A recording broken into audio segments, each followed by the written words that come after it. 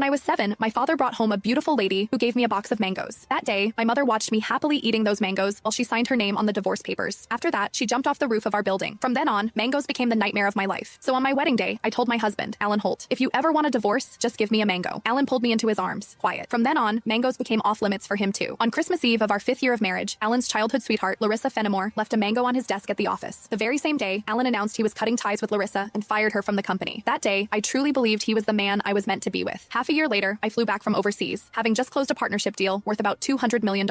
At the celebration dinner, Alan handed me a drink. After I had finished half the glass, his so-called childhood sweetheart, the woman who had been kicked out of the company, stood behind me with a big grin and asked, "Does the mango juice taste good?" I stared at Alan in disbelief, and he was trying hard not to laugh. "Don't be mad. Larissa insisted I played a little joke on you. I didn't actually give you a mango. I just gave you a bottle of mango juice. But I think she's right. The fact that you don't eat mangoes is a real problem. You were really enjoying that juice just now." My face went cold. I lifted my hand and threw the rest of the mango juice in his face, then turned around and walked away. Some things are never a joke. I wouldn't kid around with mangoes or divorce. Ms. Mendez, your stomach condition flared up again because of stress and emotional triggers. If there's something you really don't like to eat, you mustn't force it down again. The next time might not just be a stomach ache. We might have to remove part of your stomach. Stay in the hospital for observation for 1 day and contact your family as soon as you can. When I heard the doctor say that, I went completely quiet. For the sake of a new project, I had been overseas for 39 straight days, working day and night, and I finally made it back in one piece. I never expected that at the celebration dinner, one glass of mango juice from Alan would land me right in a hospital bed. Out of habit, I tapped open my pinned chat on WhatsApp, typed 2 words, and then realized something felt off. Looking closely, I confirmed that it was Alan Holt. He had just changed his profile picture. Now, it was a green mango. While I was staring blankly at the chat window, Alan's call came through. He sounded cold. "I'm already home. Where are you?" I said nothing. Any other time, I would soften my voice and act like a spoiled little girl with him. But tonight, I honestly didn't know what to say. Alan sounded annoyed. "Myra, how long are you planning to keep this up?" "I'm at the hospital." Alan went quiet. He had never shown much interest in my health. He would never have guessed that one glass of mango juice from him would send me straight to the emergency room. "Stay put at the hospital. I'm coming over right now." I didn't want to deal with him, but my body was so weak that I didn't feel like moving at all. Time dragged by. The doctor came in to check on me 3 different times, and Alan still didn't show up. Right before I went to sleep, I glanced at my phone one last time and saw Larissa Fenimore's new post on her social feed. "Every time I get hurt, my knight in shining armor shows up. I'm so lucky." The picture under it was a shot of Alan putting a bandage on her. Larissa's profile picture was a yellow mango. It was pretty, but it made me sick. Alan and I had known each other for 10 years, and he had always known exactly where my bottom line was. After so many years in business, he also knew perfectly well how to keep a proper distance from other women. But now, he kept crossing that line again and again. In that case, our marriage and the newest project I had negotiated no longer needed to exist. I had closed a $200 million deal in West Arkin that could have changed the company's future, but at that moment, it didn't matter anymore. When I woke up the next morning, Alan hadn't sent a single message or made a single call. I wasn't even angry. After the follow-up check confirmed I was fine, I went straight home to a 5,300 square foot luxury villa that Alan and I had bought the previous year. 7 years ago, when we graduated, we squeezed into a basement room and shared 1 cup of instant noodles. 5 years ago, when we registered our marriage, we ate at a street food stall and went home with a tiny 4-inch cake. Now, I was alone in a huge empty house, nursing my wounds by myself. I figured I would get used to it eventually. I was reviewing the divorce papers the lawyer sent me when Alan finally came.